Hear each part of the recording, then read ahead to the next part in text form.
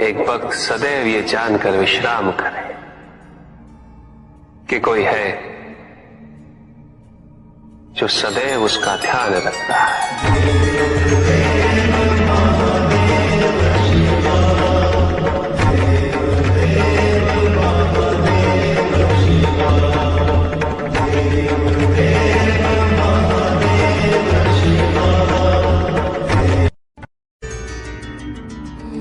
भक्त की भक्ति और उसकी श्रद्धा से प्रसन्न होगा।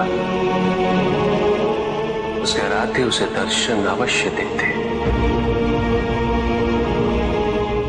किंतु कब, किस रूप में और किस परिस्थिति में,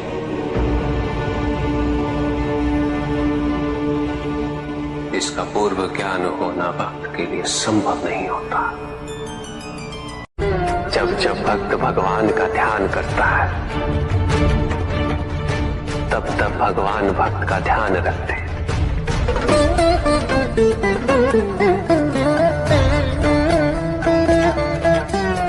किंतु जिस क्षण भक्त भगवान का ध्यान नहीं करता, तब भी भगवान भक्त का ध्यान रखते हैं। इसलिए तुम्हारा ये कथन उचित है नंदी। मैं व्यस्त हूं और मैं चिरंतन काल से लेकर चिरकाल तक व्यस्त रहूंगा। प्रत्येक क्षण प्रत्येक भक्त का ध्यान रखते हैं।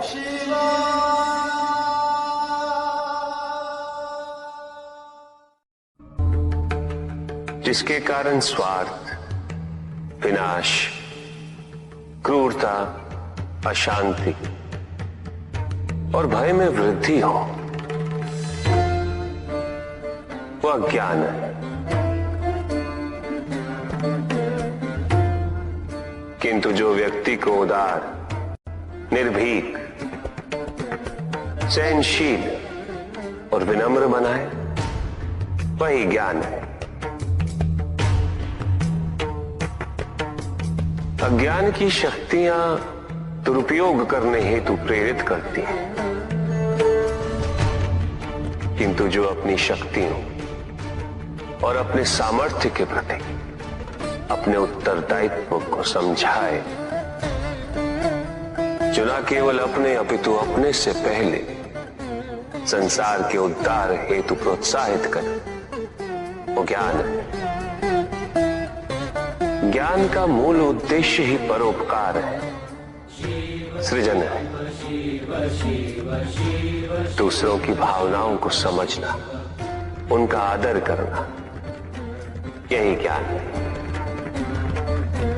क्योंकि ज्ञान हमें न केवल अपने अपितु दूसरों के दुख और सुख के प्रति भी संवेदनशील बनाता है। किंतु जो दूसरों की भावनाओं का अनादर करे, उसे ज्ञान की श्रेणी में कैसे रखा जा सकता है? अज्ञान के कारण व्यक्ति सांसारिकता में बंधता जाता है, मोह माया में उलझता जाता है। अज्ञान परम सत्य से दूर ले जाने का माध्यम है, किंतु ज्ञान व्यक्ति को परम सत्य की ओर ले जाता है। ज्ञान मुक्तिदायक है, मोक्ष का मार्ग है।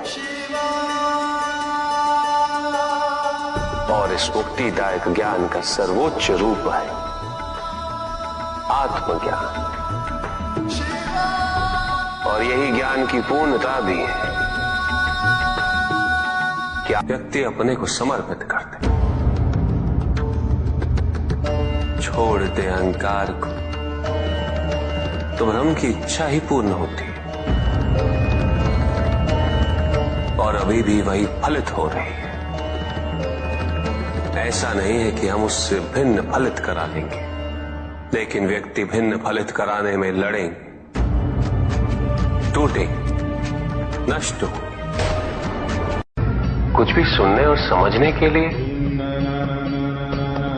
मन का मौन रहना आवश्यक है, किंतु मन मौन रहना नहीं जानता। वो तो निरंतर कुछ ना कुछ कहता रहता, प्रतिपल शब्दों का आक्रमण चलता रहता है मन पर, और यही आक्रमण है जिसके कारण व्यक्ति कभी भी शब्दों के परे नहीं जा पाता। जहां जीवन की सत्यता का बोध उसकी प्रतीक्षा कर रहा होता। कभी भी किसी व्यक्ति का विवेक, उसके संस्कार, निर्भीकता तथा उसके आचरण की परिपक्वता को परखना हो तो उसे शक्तियों से सुसज्जित करता हूं, पदाधिकार सौंपता हूं। परिणाम स्पष्ट हो जाएगा। प्रभु,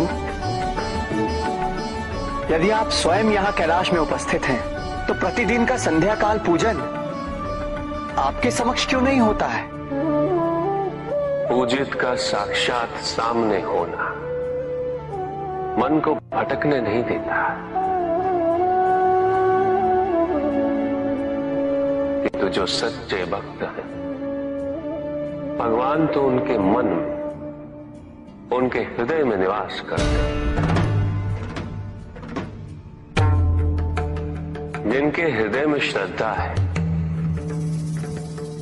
उनके लिए पूजा करने हेतु अपने आराध्य का साक्षात सामने होना अनिवार्य नहीं।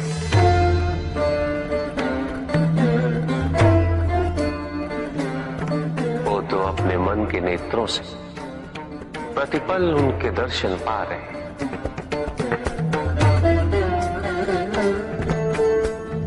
उनकी प्रत्येक अनुभूति में भगवान है।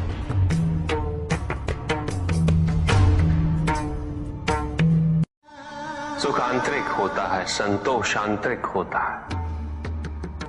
उन्हें बाहरी तत्वों से रेखांकित और परिभाषित नहीं किया जा सकता, आकार से नहीं पाया जा सकता। आकार के आधार पर केवल अहंकार ही उत्पन्न होता है, क्योंकि आकार से तुलना करने का संदर्भ प्राप्त हो जाता है। यदि तुम्हारा आकार छोटा है तो तुमसे भी छोटा कोई ना कोई अवश्य होगा,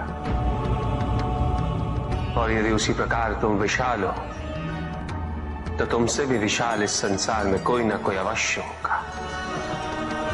इसीलिए शरीर या आकार की तुलना करना कभी भी शाश्वत सुख का आधार नहीं बन सकता। युद्ध किसी व्यक्ति से नहीं गणेश, मानसिकता से होता। युद्ध में संघर्ष अच्छाई या बुराई का नहीं होता,